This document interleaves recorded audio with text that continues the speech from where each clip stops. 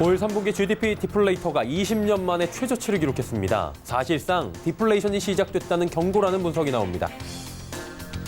더불어민주당이 건설업계의 목소리를 듣기 위해 나섰습니다. 이해찬 당대표는 꼭 필요한 사회 간접 자본 투자는 과감하게 해나가겠다고 힘을 실었습니다.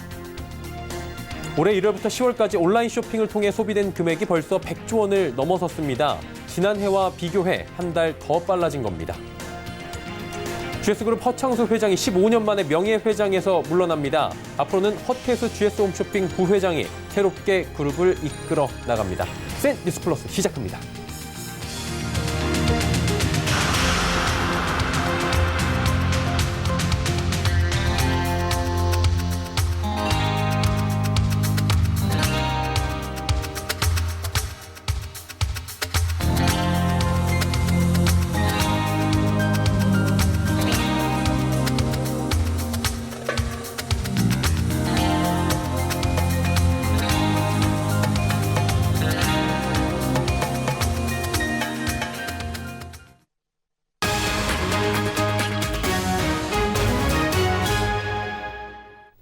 시청자 여러분 안녕하십니까? 센 뉴스 플러스 서정덕입니다.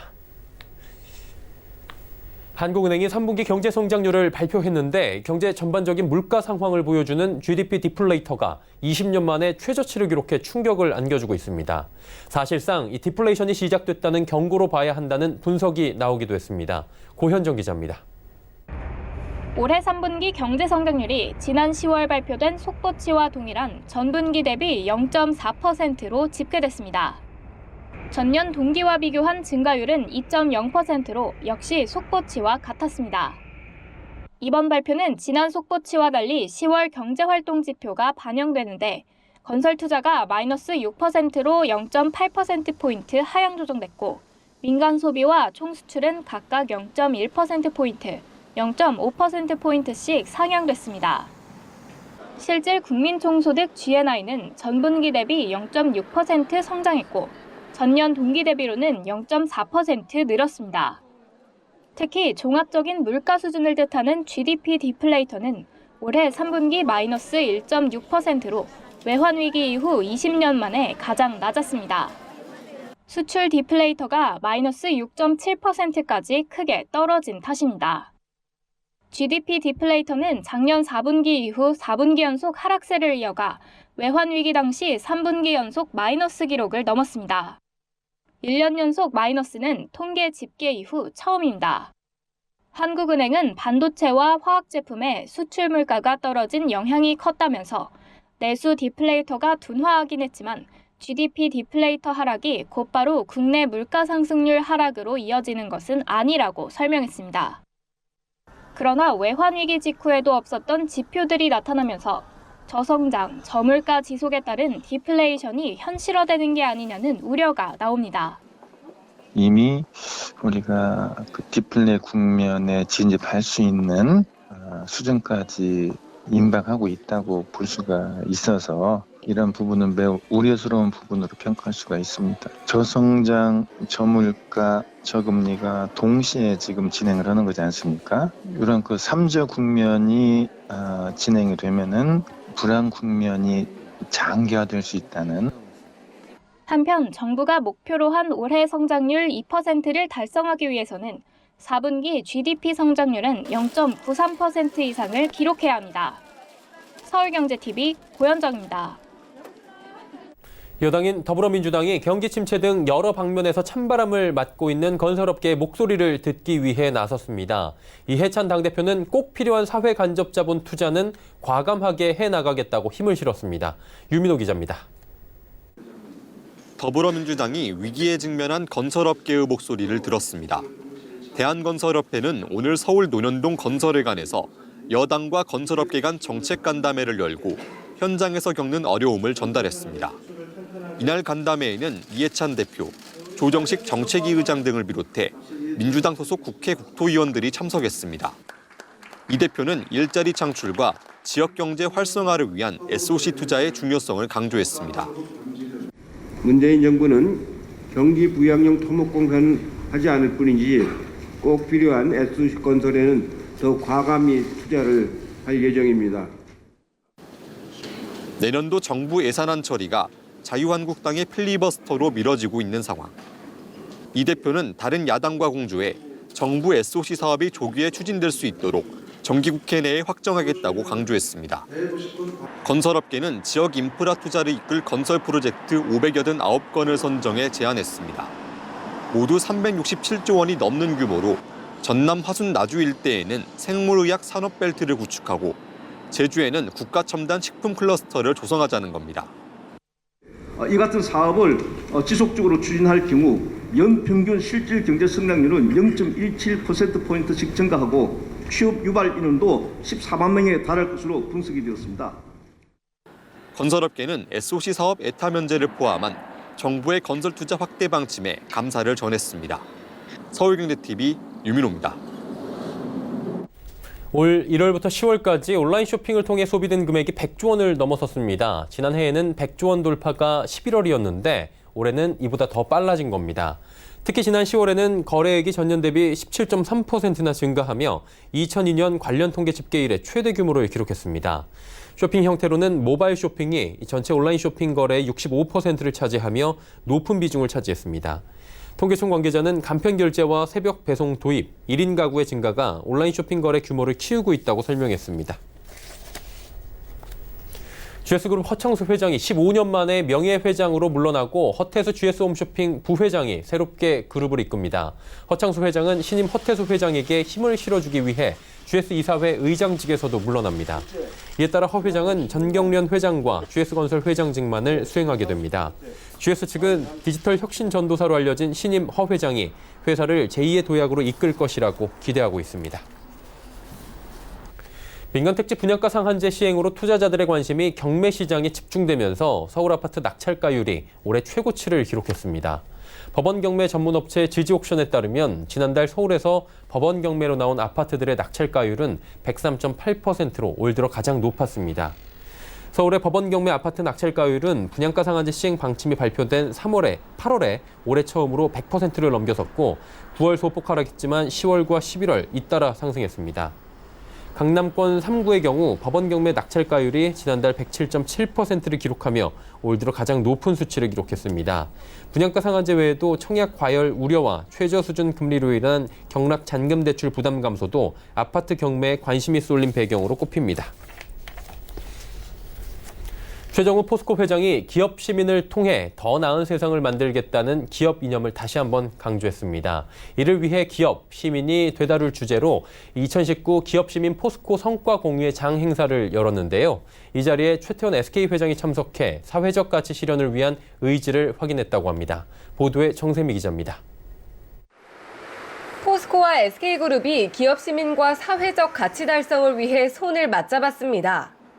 포스코는 오늘 서울 강남구 포스코센터에서 기업, 시민이 되다를 주제로 그룹 임직원과 정부 기관장 등 1,000명이 참여한 가운데 2019 기업시민 포스코 성과 공유회 장을 개최했습니다. 최정우 회장은 이날 환영사에서 올해는 기업시민 헌장 선포를 통해 기업시민 경영이념의 기틀을 마련했으며 내년부터는 본격적으로 헌장을 실천해 성과를 창출하는 한 해로 만들겠다고 다짐했습니다. 특히 이날 행사에는 최태원 SK 회장이 참석해 눈길을 끌었습니다. 최 회장은 사회적 가치와 기업 시민의 미래를 주제로 특별 강연을 진행했습니다. 그는 더 큰 사회적 가치를 위해 기업이 보유한 기술과 인프라를 사회와 공유하고 다양한 협력이 중요하다고 강조했습니다. 양 CEO는 포스코센터 경관 조명 점등식에도 참석해 더불어 함께 발전하는 기업시민 포스코의 의미와 실천 의지를 담은 조형물과 트리를 함께 점등하기도 했습니다. 이날 행사에는 기업시민 6대 대표 사업 실천 다짐과 패널 토론 등도 마련됐습니다.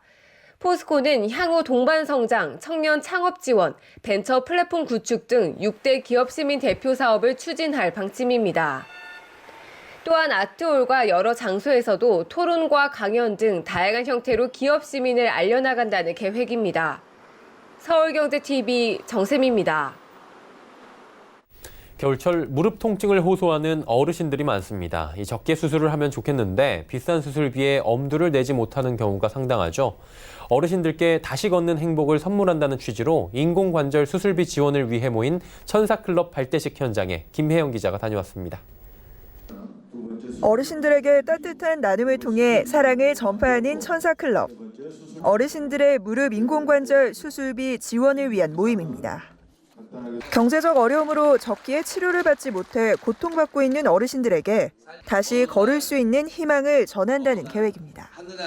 저소득층 어르신들의 든든한 후원자로 나선 겁니다. 네, 오늘은 천사클럽 발대식 날입니다. 천사클럽 회원이 1년에 한 명씩 무릎 관절을 수술해주는 치료 비용이 되는 겁니다. 이웃을 위해서 돕는다는 거, 또 얼마나 좋은 일인가, 이거를 계속 발전시켜 나가려고 오늘 하는 날입니다. 천사클럽에는 누구나 가입할 수 있습니다. 회원이 되면 매달 10만 원씩 기부해 1년에 한 명의 어르신께 수술비 120만 원을 지원하게 됩니다. 천사클럽은 노인의료나눔재단과 손잡고 보다 많은 어르신들이 수술비를 지원받을 수 있도록 힘써 의료 사각지대 해소에 앞장선다는 계획입니다. 이번에 처음으로 발대식을 가졌는데 많은 분들이 좀 천사가 되셔서 우리 어른들 무릎을 수술을 해주시는데 일조를 해주시면 고맙겠습니다. 50명의 회원으로 시작한 천사클럽은 보다 적극적인 국민 동참을 유도한다는 계획입니다. 서울경제TV 김혜영입니다.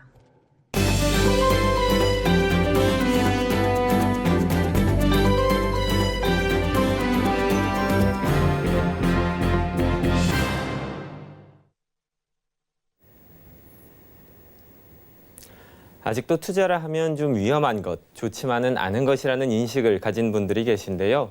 사회에 긍정적인 영향을 미치는 기업들을 골라서 지원하고 더 큰 기업으로 만들어주는 투자도 있습니다. 오늘 BGNCU에서는 더 나은 사회를 위한 임팩트 투자에 대해 한국사회투자의 이종익 대표님 모시고 말씀 나눠보겠습니다. 네, 대표님 안녕하세요. 네, 안녕하세요. 이 임팩트 투자가 이제 사람들에게 조금씩 알려지고 있는 상황인데 우선 임팩트 투자를 전문으로 하는 한국사회투자는 어떤 기업인지 설명 좀 부탁드립니다. 네, 한국사회투자는 2012년 설립 후 약 여태까지 200개의 기업에 임팩트 투자를 전문적으로 제공했고요. 아울러서 또한 경영 컨설팅도 제공하고 있습니다. 현재까지 전체 투자 규모는 약 700억 원 정도로 저희가 집계를 하고 있습니다. 임팩트 기업이라는 것은 우리가 실제로 사회적 문제를 해결하거나 사회적 가치를 높이는 것뿐만이 아니고 적절한 운영을 통해서 실질적으로 기업이 생존하고 계속적으로 지속 가능성을 높일 수 있는 것에 역점을 두고 있습니다. 한국사회투자는 임팩트 투자와 함께 경영 자원을 지원하고 있는데요.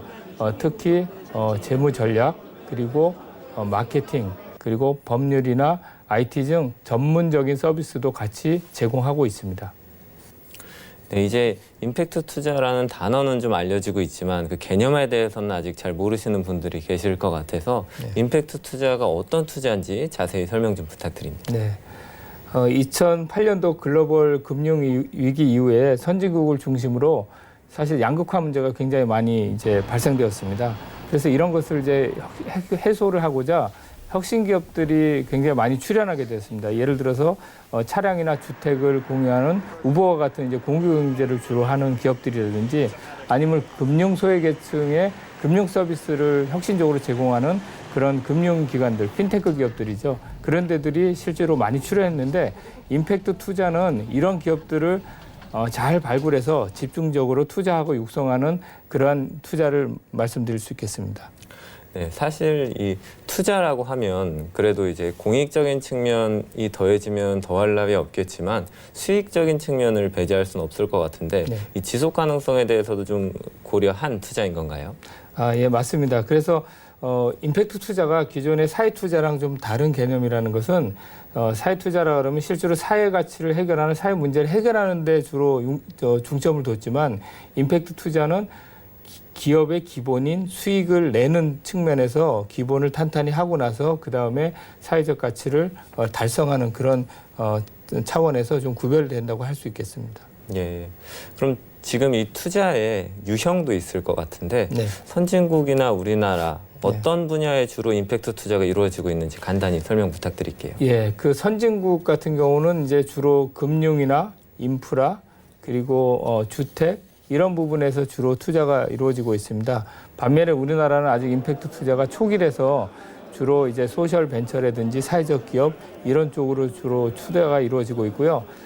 그 산업으로 보게 되면 주로 복지적인 영역에서 지금 투자가 활발히 지금 진행되고 있습니다. 다만 이제 이것이 우리나라도 마찬가지로 핀테크라든지 좀 더 4차 산업 혁명에 관련된 그런 주제 쪽으로 많이 투자가 옮겨가고 있습니다.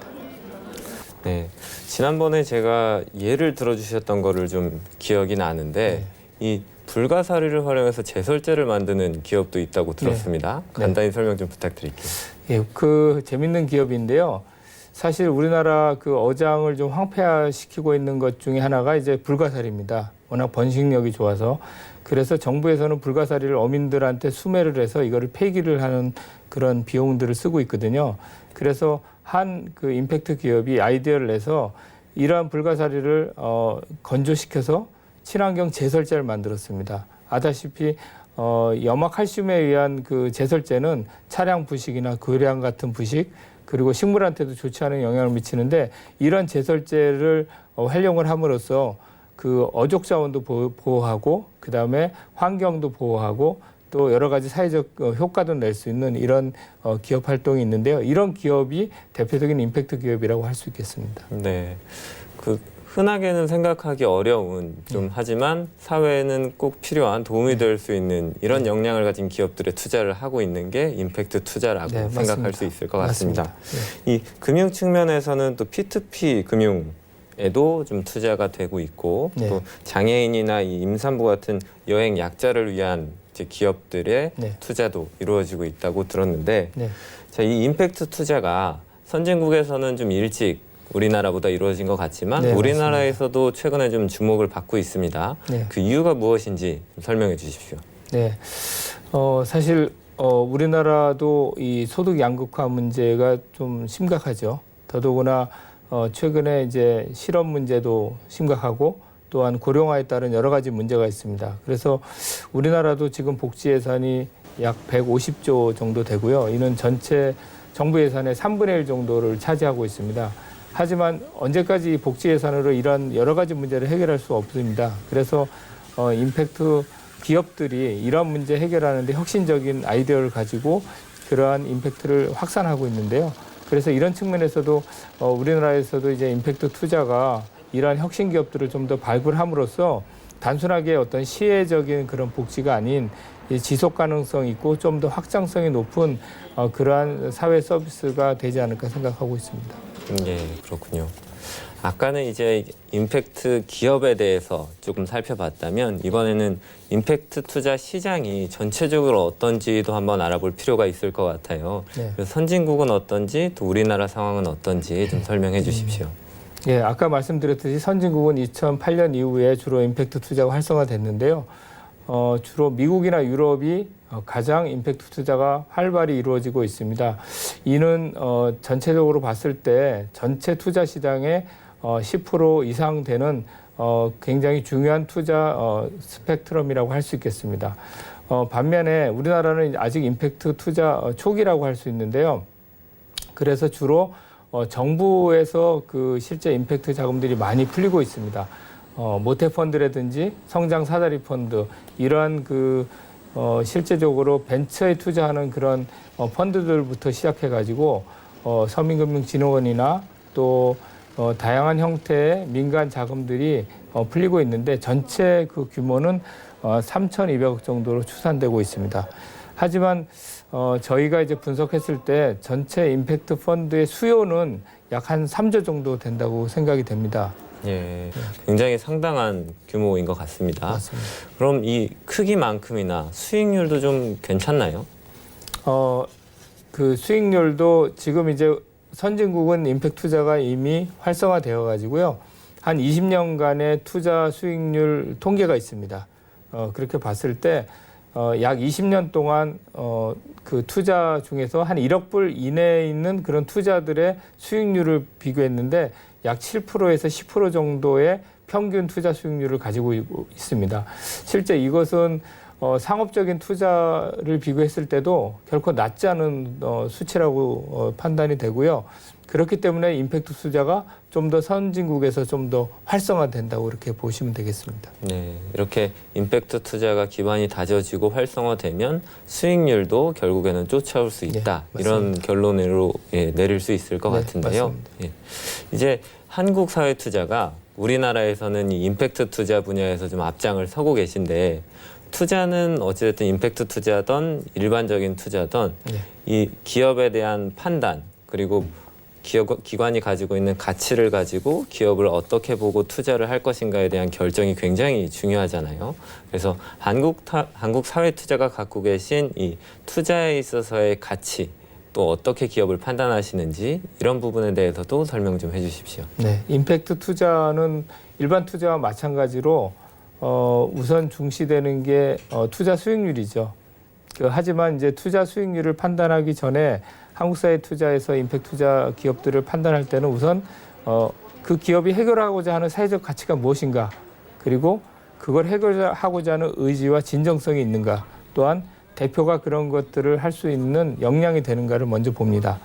그렇게 먼저 판단을 하고요. 다음으로서는 이 회사가 실질적으로 수익 모델, 즉 이제 돈을 벌 수 있는 모델이 얼마나 잘 되어 있는가, 또한 수익 모델에 따른 상품과 고객과 시장을 얼마나 잘 파악하고 있는가, 이런 것들을 종합적으로 판단해서 저희가 임팩트 투자 기업들을 발굴하고 있습니다. 네. 이제 임팩트 투자에 대한 관심이 높아지면서 SK나 뭐 금융기관에는 산업은행 등 이렇게 임팩트 투자를 위한 펀드를 조성하는 곳들도 생기고 투자에 나서겠다는 곳들도 생기고 있는데 한국사회투자는 이제 일찍 임팩트 투자를 시작하신 기관으로서 이 투자나 컨설팅, 엑셀러레이팅에 있어서 어떤 경쟁력을 갖고 계실까요? 네, 이제 기업이 처음에 아이디어를 가지고 처음에 창업을 하게 되죠. 그래서 창업 준비 단계부터 실제 이제 시드 투자를 받아서 창업을 하고 그 다음에 다양한 형태의 투자를 받아서 성장을 하는데요. 이 각 단계별로 실제로 필요로 하는 자원이 다릅니다. 그래서 초기 단계나 창업 전 단계의 그런 초창기 기업들한테는 주로 경영 역량을 많이 도와주고 있고요. 그 다음에 성장기의 기업들에 대해서는 실질적으로 마켓을 확장하고 그 다음에 추가적인 투자 자금을 유치하고 또한 기업의 지배 구조라든지 또 아니면 시장 확장이나 이런 측면에서 전문적인 그 컨설팅을 제공하는 경험 하였습니다. 네, 한국사회투자가 이렇게 좀 생애 주기별 또 기업의 단계별로 체계적인 컨설팅을 갖고 계시고 그런 부분에서 또 경쟁력을 쌓아오신 것 같은데 이 사회공헌 활동을 하시는 데 있어서 파트너사가 또 필요할 때도 있을 것 같아요. 이제 자금 문제라든지 아니면 더 많은 기업들을 지원하기 위해서 파트너사가 필요할 것 같은데 이 대기업 파트너사들 중에 함께 해서 활동이 성공을 했던 사례들을 몇 가지 소개해 주신다면요. 네, 실제로 이 임팩트 투자와 또한 이 임팩트 기업들을 육성하는 데 있어서 대기업들이 많이 도와주십니다. 그래서 몇 가지 예를 들어드리면 저희가 예를 들어서 한국전력 같은 데하고는 파트너십으로 어떤 일을 했냐면 이제 에너지 소외계층을 도와주는 기업들이 있습니다.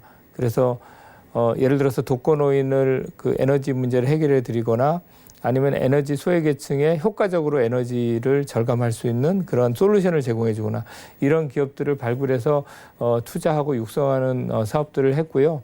또한 이제 교보생명 같은 데하고는 주로 어린이와 그 여성들을 위해서 그 실제 일자리와 또 어린이가 양질의 교육을 받을 수 있게끔 그런 이제 기업들을 전문적으로 육성하는 사업들. 또한 이제 제주 같은 경우는 JDC와 협업해서 제주 각 지역에 있는 혁신 기업들을 발굴해서 투자 육성하는 경우, 또 외국계이지만 메트라이프 생명 같은 데하고는 실제로 금융 포용 또한 금융 소외계층 또한 금융 헬스를 위해서 여러 가지 핀테크 기업 그 기법들을 활용을 해서 사업을 하는 그런 기업들을 전문적으로 발굴해서 투자 육성하고 있습니다.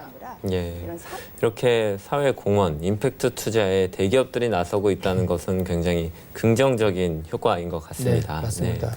앞으로도 좀 더 많은 대기업들이 참여를 했으면 좋겠는데요. 네. 혹시 그 문의는 계속 오고 있나요? 대기업들로부터? 네, 최근에 대기업도 임팩트 투자에 대한 관심이 굉장히 늘고 있고요. 또 대기업이 또 특징으로 하는 그런 규모라든지 또 본인들의 어떤 사업과 시너지를 낼 수 있는 그런 분야의 기업들, 이렇게 다양한 형태의 그 투자 협업이라든지 또 기업들 발굴 프로그램들이 계속 이어지고 있습니다. 네. 지금까지 이제 7년간 임팩트 투자와 또 다양한 사회 공헌 활동을 위해서 꾸준히 달려오셨지만 앞으로가 또 더 중요할 것 같습니다. 이 한국 사회 투자가 가진 앞으로의 목표 그리고 비전에 대해서 소개해 주시기 바랍니다. 네, 저희가 사실은 이제 한국 사회에서 임팩트 투자를 처음으로 시작을 했지만 지금 저희가 달려온 길을 따라서 또 많은 그러한 임팩트 투자 회사들이 많이 생겼고 또한 이 투자 회사들이 또 비영리, 영리에서 굉장히 활발하게 지금 활동들을 하고 있습니다. 한국사회투자는 앞으로도 우리나라 최고의 또 아시아를 넘어서 전 세계적으로도 굉장히 유명한 그 투자 회사로서 전문적인 임팩트 투자 회사로서 자림하기 위해서 노력을 할 것이고요. 또 앞장서서 또 다양한 형태의 사업 모델들을 만들 건데 예를 들어서 기업이나 또한 지역과 또한 정부 기관들하고 연결되는 프로그램들 또한 개인들이 효과적으로 임팩트 투자 플랫폼을 활용할 수 있는 그런 기법들을 비롯해서 다양한 형태의 투자 프로그램들을 만들어서 앞으로 더욱더 우리나라 사회 문제 해결과 또한 사회적 가치 증대를 위해서 노력하도록 하겠습니다. 예.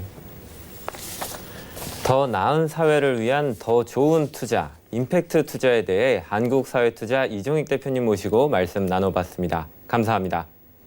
고맙습니다.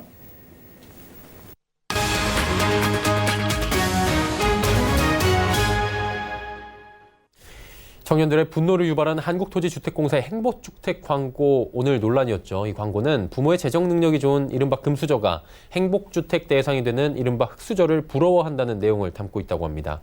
부모 도움 없이 집을 구할 수 있으니 참 부럽다 이런 취지인데 자, 공감 능력이 이렇게나 떨어질 수 있는지 굉장히 의아합니다. 행복주택 대상이 되는 청년도 그리고 안 되는 청년 모두 한 번에 비꼬아버린 셈입니다. 무엇보다도 실제로 청년 행복주택에 거주하는 분들이 듣기 좋은 얘기는 분명 아니었을 것 같습니다. 뉴스 마칩니다. 고맙습니다.